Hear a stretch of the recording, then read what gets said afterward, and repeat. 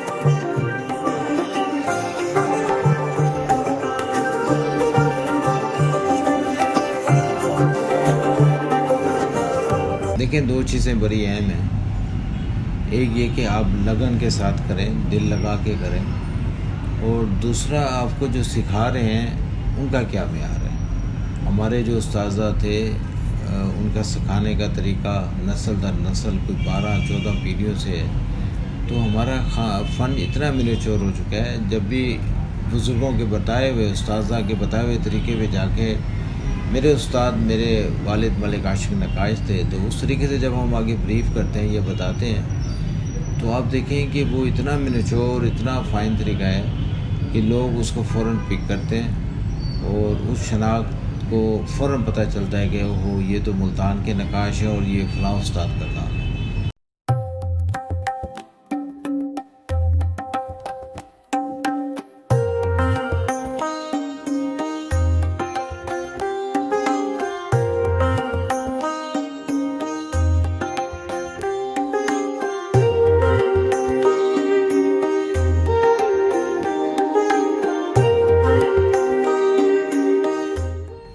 अच्छा, फिर वो दबगर पे आ जाता है। दबगर क्या करता है जी, स्किन लेता है, ताज़ा स्किन लेके उसको जनाब वो छिलाई करता है दोनों तरफ से, और इस छिलाई के बाद फिर वो इसको मैश करता है मशीन में डाल के, और मशीन में डालने के बाद जो वो कीमे की शक्ल में आ जाता है। फिर छोटे छोटे टुकड़ों को मिला के वो जो प्लास्टर ऑफ पेरिस का वाइट मोल्ड होता है उस पर लगाते हैं।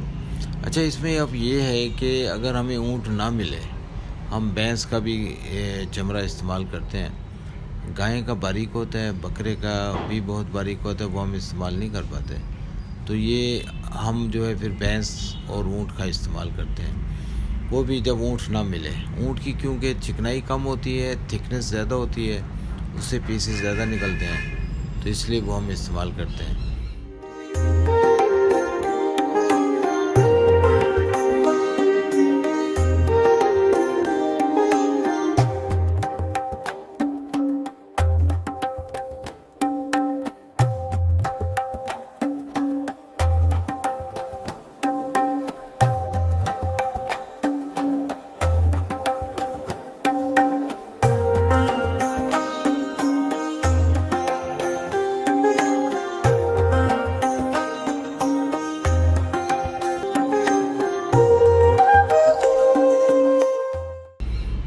इसी तरह जो है आप देखें कि मुख्तलिफ़ शेपें, मुख्तलिफ़ चीज़ें। अच्छा, जैसे ये खुश्क होता है 3 से 4 दिन बाद, 6 दिन बाद स्टिक मारते हैं, मोल्ड टूट के ज़ाया हो जाता है और ये फिर उसी शेप में रह जाता है।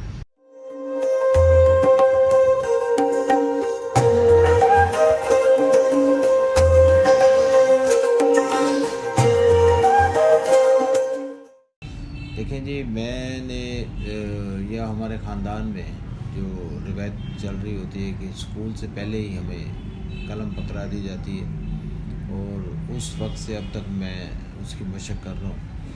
तो आप कह सकते हैं 5 साल की उम्र, 6 साल की उम्र, और मेरे वालिद साहब मलिक आशिक नक्काश और मेरे दादा उस्ताद अब्दुल्ला नक्काश ने इसको ऐसा तरतीब देना शुरू किया नक्काशी को कि कोई अगर 20-25 साल की उम्र के बाद भी इस तरफ आए वो बड़े अच्छे तरीके से इस फ़न को कर सकता है, यानी इसकी अबजद बना दी, सीखने का तरीका बना दिया।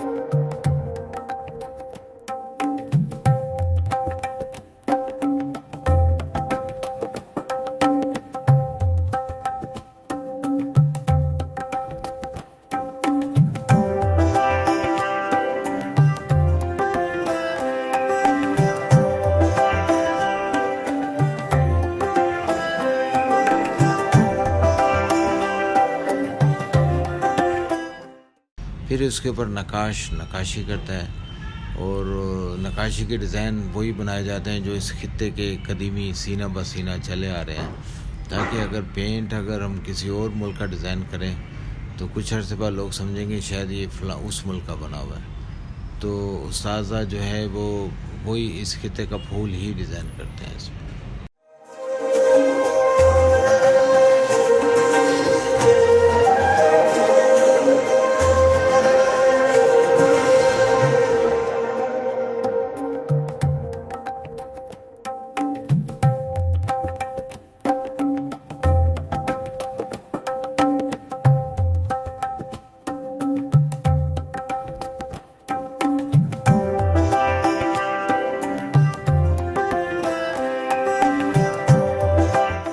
पहले तो नेचुरल डाइज उस्ताद इस्तेमाल करते थे, जैसे काला रंग है वो कार्बन दिए का जला के, और इसी तरह जो जितने कलर थे वो नेचुरल डाइज होते थे। अब पिछले 70-80 साल से एनेमल या ऑयल पेंट या वार्निश वाले पेंट या ऑयल वाले पेंट वो इस्तेमाल होते हैं। अदरवाइज़ इस पर आप वाटर बेस भी यूज़ कर सकते हैं, एक्रेलिक भी यूज़ कर सकते हैं, और कोई भी कलर इस पर यूज़ कर सकते हैं, वो यानी स्किन उसको जज़ब कर लेती है।